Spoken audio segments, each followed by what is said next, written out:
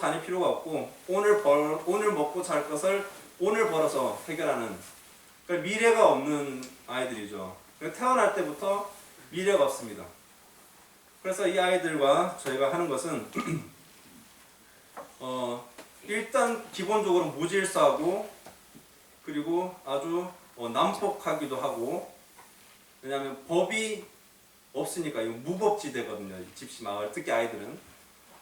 그래서 이제 교회 모아놓으면은 어른들이 예배 방해된다고 다 쫓아내버려요. 그러니까 아이들이 말씀을 들을 기회가 없는 것이죠. 그러면 길에 나가면 무엇을 하느냐? 길에 나가면 먹고 살아야 되니까 국어를 하든지 도둑질을 하든지 아니면 가장 흔하게 가장 쉽게 할 수 있는 것이 마약 운반을 합니다. 이게 딱 요만한 아이들이 이제 마약 운반을 하기 시작하는 것이죠. 한국은 당연히 불법이지만 불가리아도 역시 불법입니다. 그러다 보니 아이들이 어린 나이에 목숨을 잃는 경우가 많습니다. 마약 운반만 해도 위험한데 본인들이 이제 마약을 하기 시작하면 오래 못 사는 거죠. 그래서 교회 성도들의 늘 나오는 합심기도의 기도 제목 중에 하나가 이 어린 아이들이 교회로 다시 가정으로 다시 돌아오게 하는 것입니다. 그래서 저희가 하는 사역이 이 아이들에게 복음을 심어주는 것입니다. 그런데 일단 의사소통도 잘 안 되고, 왜냐하면 이 집시 아이들은 또 집시 말을 또 해요. 불가리아 말을 잘 안 합니다. 이 아이들도 뭐 컨트롤도 잘 안 되고 해서 저희가 지금 하고 있는 것은 아이들을 일단 교회로 오게 하는 겁니다. 교회로 와서 뭐 성경 말씀을 가르치고 그룹 활동을 하고 공과 공부를 시키고 이런 사역은 모르겠어요. 뭐 제가 단언할 수는 없지만 5년, 10년 내에 잘 안 될 것 같아요. 지금 이 아이들에게 저희가 하는 사역은 교회로 오게 하는 겁니다. 무조건 교회로 와야 돼요. 교회로 오면은 따뜻하고 사람들이 안아주고 사랑이 있고, 집에 가면 아이들이 두들겨 맞는데 교회 오면 선생님이 안아주고 사랑한다고 해주고, 그래서 예수님의 사랑을 배울 수 있게 느낄 수 있게 해주는 거죠. 그래서 집에 가는 것보다 길거리에 나가는 것보다 교회에 와 있는 것이 행복하다, 여기서부터 시작을 하려고 해요. 자연스럽게 하나님의 사랑을 체험하게 해주는 겁니다. 그래서 저희가 어린이 사역을 계속해서 지금 진행하고 있고, 지금 코로나 시대로 인해서 잠깐 주춤하고 있지만 아마 빠르면 올 여름, 늦어도 내년 여름부터 다시 어린이 사역을 재개할 수 있을 것 같습니다. 넘겨주세요. 그리고 청년들 팀이 오면 실학교 보수공사도 하고, 저희 뒤에 보면은 공사해야 될 게 참 많이 있죠. 지붕이 다 무너져 내려가고 있고, 또 넘겨주시면 외벽 칠도 하고, 옆에 있는 이 꼬맹이가 려민입니다. 려민이도 페인트 칠하다가 페인트통에도 빠지고 네, 상당히 많은 해프닝들이 있었습니다. 넘겨주세요. 코로나 시대가 이제 벌써 이제 3년차 접어들고 있나요? 이제 2년째죠. 2년. 대부분의 선교지가 코로나로 인해서 사이 어떤 지역은 거의 뭐 마비가 되고 어떤 지역은 상당히 힘든 가운데 있는데, 그래서 저희도 불가리아에서 이 코로나 시대에 어떤 일을 할 수 있겠는가, 저희는 이제 내부를 튼튼하게 하자, 아니면 뭐 영적 훈련을 열심히 하자, 기초를 튼튼하게 하자, 개인적으로 이렇게 했는데 작년 여름에 한 목사님으로부터 연락이 와서 세례식을 좀 해야 되는데 와서 도와달라고 해요. 그래서 몇 명 세례를 줘야 된다고 해서 도와달라고 해서 제가 갔더니 300km 떨어진 교회인데 100명이 세례를 받을 자가 100명이 있는 거예요. 그래서 넘겨주세요. 이 마을 사람들이 다 모여가지고 축하하는 장면입니다.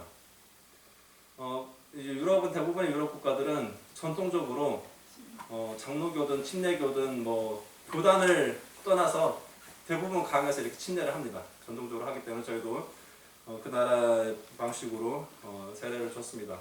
한 100여 명 세례를 줬었고요. 보면서 하나님께서는 이 코로나 시대에서도 열심히 우리가 보이지 않는 손길을 통해서 사역을 하시는구나 볼 수 있었습니다. 저희가 방문하고 있는, 매달 한 차례 또는 두 차례 방문하고 있는 또 다른 교회인데요. 이제 가운데 큰 창문 옆에 보면은 표지판이 있는데 표말이 있는데 교회 이름이 쓰여 있고요. 그리고 연도가 쓰여 있습니다. 1928년 이렇게 쓰여 있습니다. 이 가정집을 1928년부터 예배처소로 사용하고 있는 것이죠.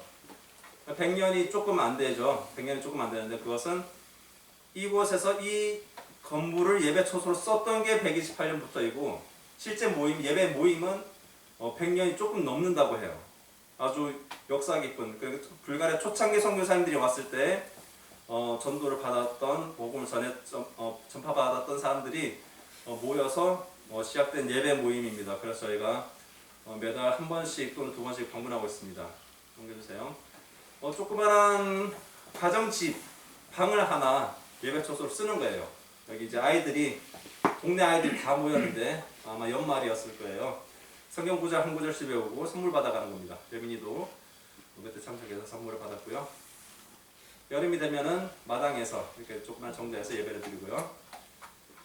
연말 보고하는 장면입니다. 교회 규모가 이 교회 한 4분의 1만 해요. 예배 처소가 방이 4분의 1만 얼마나 적은 성도수가 모이겠어요. 그런데 수입 보고 지출 보고 예결산 보고 다 하고요. 내년 연간 계획서 다 발표하고 목사님들 사례를 얼마나 했는지 그런 거 다 보고하고요. 연간 고아원을 얼마나 많이 도와줬는지. 그래서 저 조그마한 교회에서 고아원도 도와주고 있습니다. 저 교회 평균 연령이 다는 모르지만 물론 저 꼬마 아이들도 있긴 한데 평균 연령이 제가 봤을 때 한 85, 거의 한 90 되는 것 같아요. 그러니까 이제 할머니들이 모여서 예배를 드리는데 어떤 할머니가 다른 할머니한테 마치 어린이 부르는 것처럼 얘야 와가지고 차 좀 끓여와 하는데 차 끓여 가신 할머니, 막내 할머니가 80 몇 세 뭐 이런 곳이죠. 그런 교회에서 저희가 또 섬길 수 있어서 매달 방문하고 있고요. 잠시만 기다려주세요.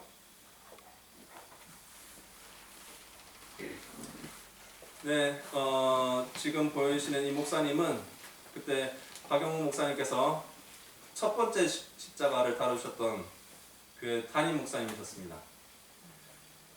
이 목사님은 불가리아의 수많은 집시교회 한 80% 이상의 목사님들의 스승 되시는 목사님입니다. 그러니까 상당히 영향력이 있으시는 목사님이시죠. 이런 영향력이 있으신 목사님들이 그런 불가리아 집시교회의 기둥 같으신 분들이 코로나 시기에 많이 돌아가셨습니다. 하나님의 부르심을 받았습니다. 이 목사님도 저희가 2월 달에 이 목사님 교회가 분교를 또 하고 있거든요.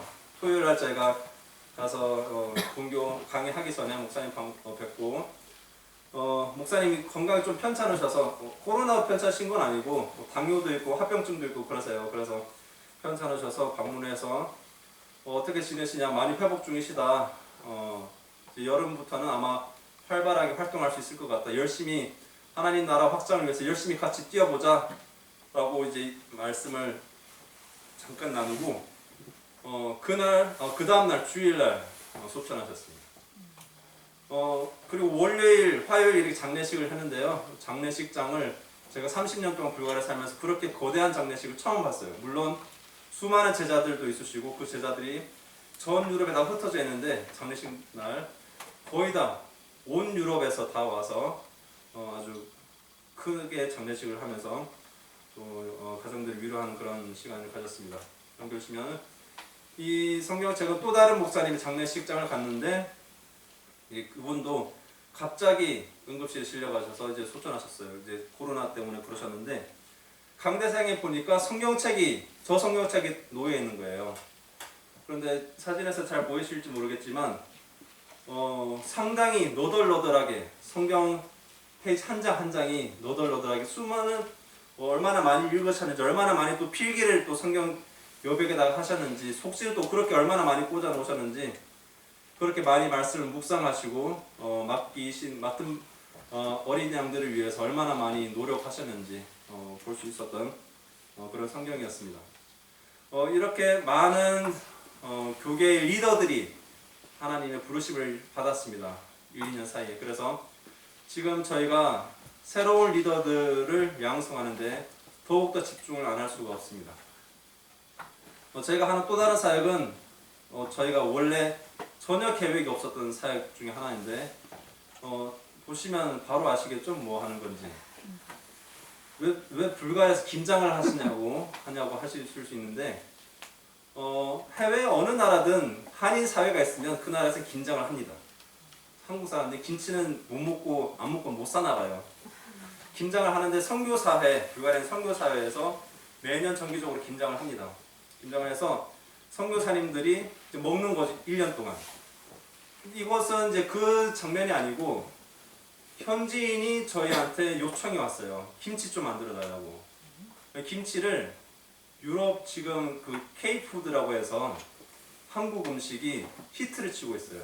특히 이제 김치가 건강식, 발효 음식으로 아주 좋다고 이제 유명해져서 불가리아 현지인들이 저희한테 김치를 만드는 방법을 좀 알려달라. 그래가지고 저희가 저희 신학교 마당에서 김치를 김장을 하는 장면입니다.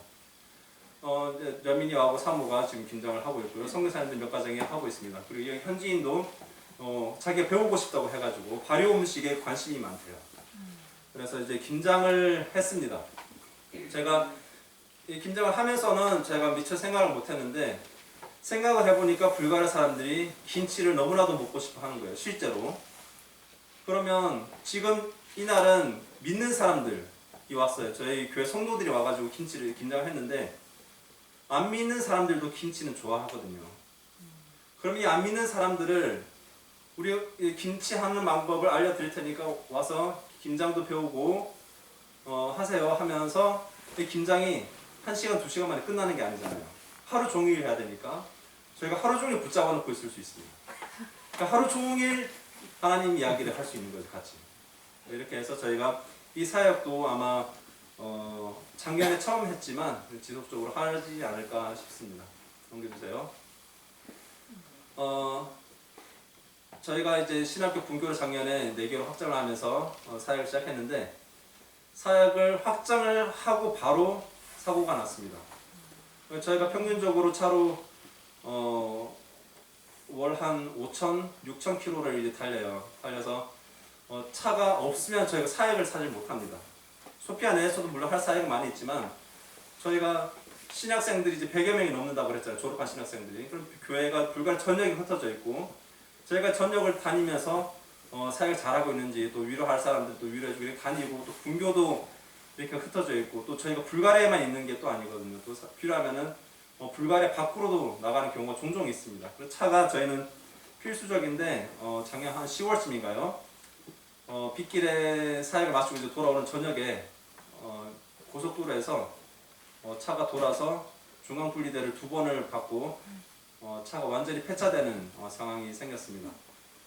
박영훈 목사님께서도 불가리아에서 운전을 좀 해보셨지만 그때 아마 기억을 하시겠죠. 불가리아는 고속도로 제한속도 140입니다.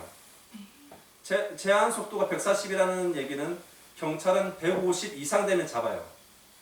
그러니까 이제 140, 150 이렇게는 기본적으로 밟고 다니고 경찰이 없는 데는 주로 없으니까 경찰이 170, 180, 200 이렇게 밟고 다닙니다.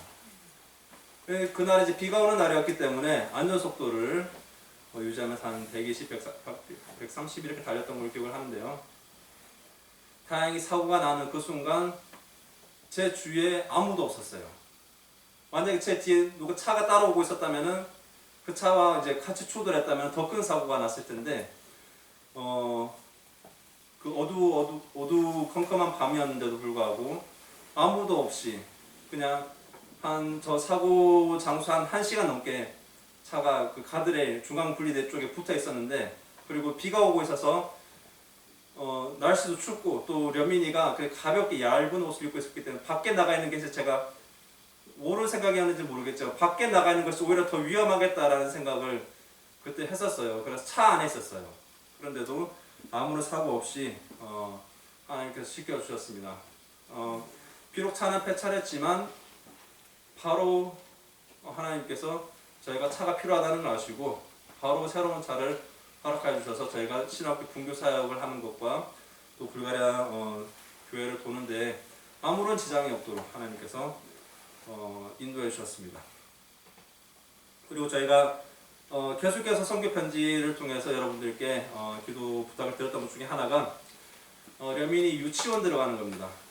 아니 아이가 꼬맹이가 유치원 들어가는 건 당연한 건데 이것을 위해서 왜 기도를 하느냐 하시겠지만 선교지에서 아이가 유치원을 가는 것은 상당히 중요합니다. 왜 중요하냐면 아이가 유치원을 가야 부모가 자유시간이 생기잖아요. 이게 자유시간이 아니라 부모가 언어 훈련을 할 수 있는 시간입니다. 다른 말로 저희는 작년까지 정다은 사모가 언어 훈련을 할 수 있는 시간이 없었어요. 불가리아 현지 문화를 배울 수 있는 시간, 언어를 배울 수 있는 시간이 4년 동안 있었는데 3년간 없었던 겁니다. 그러니까 하루 종일 려민이와 3년 동안 365일 같이 있다 보니까 려민이도 언어와 문화를 배울 수가 없고 정다정 사모도 언어와 문화를 배울 수가 없는 거예요. 그래서 빠르면 빠를수록 어린이집을 유치원을 가는 게 좋았는데 작년에 이제 법적으로 반드시 유치원에서 받아줘야 되는 나이가 돼서 유치원에 들어갈 수 있게 되었습니다. 그래서 유치원 입학식 사진이고요. 저희 이 유치원이 저희 집 바로 옆 건물이에요. 그러니까 여민이가 유치원을 8시까지 가야 되거든요. 8시까지 가야 되는데 보통 7시 한 35분, 40분쯤 일어납니다. 일어나서 아침 먹고 자기 씻을 거 다 씻고 자기 할 거 다 하고 유치원을 가도 8시 전에 들어가요. 저희 유치원이 병설 유치원인데 그 유치원에 초등학교부터 고등학교까지 다 있어요. 그래서 자기가 원하기만 하면은 옆집 드나들듯이 학교를 고등학교까지 마칠 수 있는 그런 좋은 학교가 또 저희 집 옆에 있어가지고 참 잘 된 거죠. 그리고 덕분에 다정사모도 언어 훈련을 작년부터 시작했습니다. 저희가 사는 지역이 소피아에서 조금 떨어진 지역이기 때문에 개인 교습도 사실 거의 불가능하고 학원 다니는 것도 려민이가 유치원을 가야 려민이와 떨어져 있어야 갈 수가 있기 때문에 작년부터 이제 학원을 다니기 시작했습니다. 언어 훈련을 이제 시작했습니다.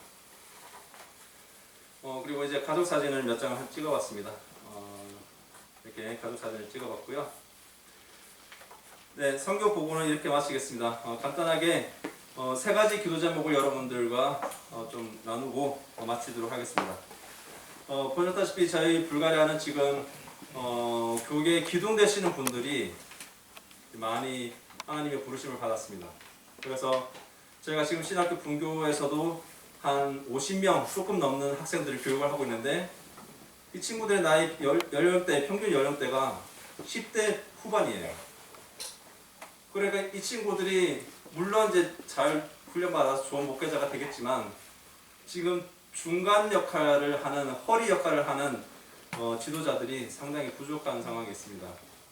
그래서 기도해 줄 때 생각나실 때마다 기도해 줄 때 불가리아 교계의 지도자들을 위해서 올바르게 말씀을 전하고 올바르게 어린 양들 잘 양육할 수 있는 지도자들을 위해서 기도해 주시고요. 또 아이들 사진을 잠깐 보셨겠지만 아이들이 길거리에서 온갖 안 좋은 문화를 접하는 것이 아니라 다 교회로 와서 예수 그리스도를 만나고 그리스도의 사랑으로 가득히 채워지고 성령님으로 가득히 채워져서 예수 그리스도가 주시는 사랑 그리고 소망으로 가득 찬 아이들이 잘 양육되도록 또 그 사역을 또 잘 감당할 수 있도록 기도해 주시고요. 그리고 저희가 사진으로는 보여드리지 않았지만 제가 지금 한국에 들어오기 전에 한 달간 태국에 가 있었습니다. 태국에서 2월달에 갑자기 와달라고 연락이 왔어요. 그냥 뭐 때문에 오라는 얘기도 없이 그냥 오라고 해가지고 왜 가야 되느냐 했더니 별 대답이 없고 그냥 와서 그냥 교육하는 것 좀 보라고 해서 아버지한테 물었습니다. 이걸 가야 되느냐 말아야 되느냐 물었더니 가라고 하셔가지고 갔어요. 태국을 한 달간 가 있었는데 제가 이제 불가리아에 가서 한 4년 동안 사역을 하면서 이런 경우가 종종 있었습니다.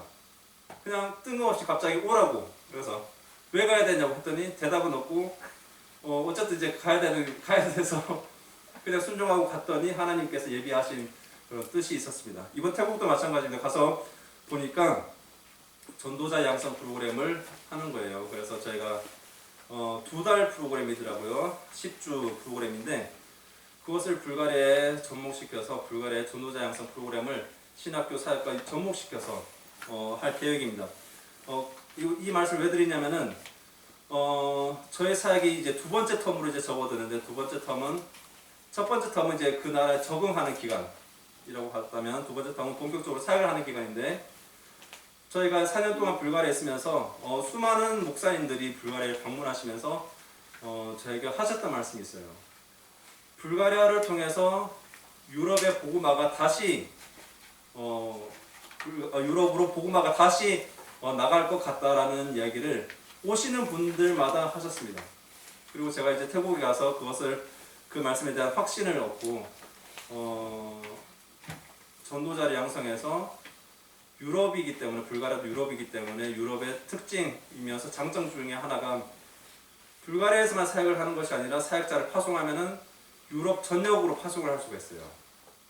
그래서 새로운 텀에는 이제 사역을 유럽 복음화로 물론 저의 사역지의 주 베이스는 불가리아겠지만 불가리아에서 저의 사역을 열심히 하겠지만 사역자들을 유럽으로 파송시키는 그래서 유럽 복음화를 위해서 기도해 주셨으면 좋겠습니다. 4년간 했던 보고를 이로써 마치고요. 불가리아를 위해서 지금까지도 열심히 기도해 주시고 후원해 주셔서 너무 감사한데 앞으로도 계속해서 기도해 주셨으면 감사하겠습니다. 감사합니다.